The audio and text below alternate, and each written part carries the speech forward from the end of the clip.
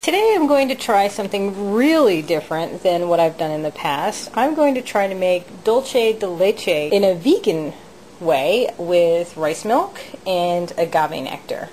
So I've gotten all the ingredients together, and the instructions that I have here say to combine the milk, the agave nectar, a vanilla bean into this heavy saucepan. So I've gotten my all-clad saucepan and I'm putting my ingredients into it. Let's get this agave nectar. This may take a minute because it really runs like honey. And I'll scrape that out with a spatula in a minute. Oh, look at that stuff. It's just wonderful. It's too bad it's so expensive. I would use it all the time.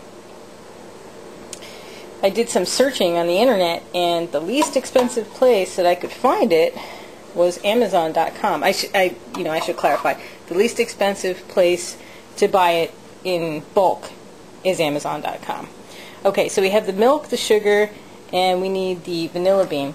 This was a particularly dry vanilla bean, so I didn't want to cut it open and get like pieces everywhere, so I just broke it in half. And if it seems like it's an ad for Global Knives, well, it is. It's a great knife. If you don't have a Global knife, you have to get one.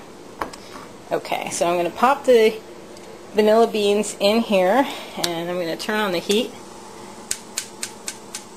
Here we go. And what does it say? It says stirring to dissolve the sugar. Okay, well in this case it's the agave nectar. So I'm going to stir it up and get it evenly mixed and let it heat up for a while. I'm not really sure how this works, but part of the recipe includes mixing 2 teaspoons of water with 1 teaspoon of baking soda. Let's get this all mixed up, and then adding it to what is now the rice milk mixture that's been cooking this whole time, and then lowering the heat until the mixture really thickens up.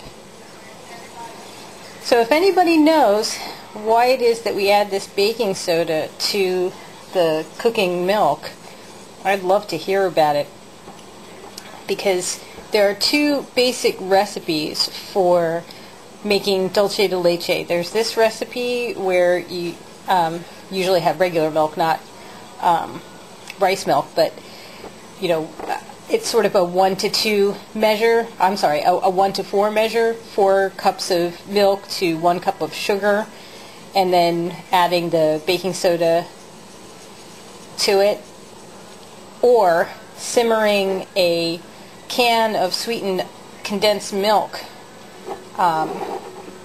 in water for a very long time until it produces a pudding. Okay, it's not quite dissolved yet, so I'm going to dissolve this and add it to the mixture and then lower the heat. So as I added the baking soda to the milk mixture, it foamed up, and the directions say that I need to stir to incorporate the foam. So my guess is that there's some kind of chemical reaction that happens when you add the baking soda and water to the already cooking milk. Well, in this case, rice milk. We're about half an hour into the simmering and about an hour and a half into the overall cooking. And as you can see, the color has definitely changed. It's now tan. I took the vanilla bean out and scraped it off, so you can see there's a few extra little more black specks from the seeds of the vanilla bean. So I have another half an hour left of low simmer before I take out the vanilla beans, and then probably another half an hour after that before I strain it and then cool it. We're now 2 hours into the cooking process, and it has reduced quite a bit. You can see here that when we originally started, the line of, I guess, the cooking materials came up to about halfway into the saucepan, and the saucepan's, a decent sized saucepan, and now it's considerably reduced. However, it's not thick yet, but it has this amazing caramely color.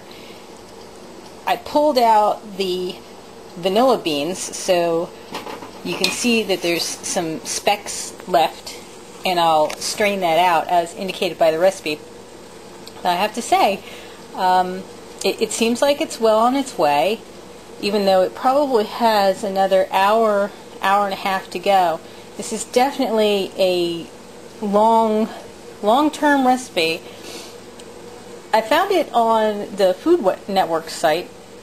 It comes from Emerald Lagasse, and it warns you that there's 4 hours of inactive prep time, which I guess would consider, this is inactive prep time, but it's definitely not for people who have things to go out and do during the day.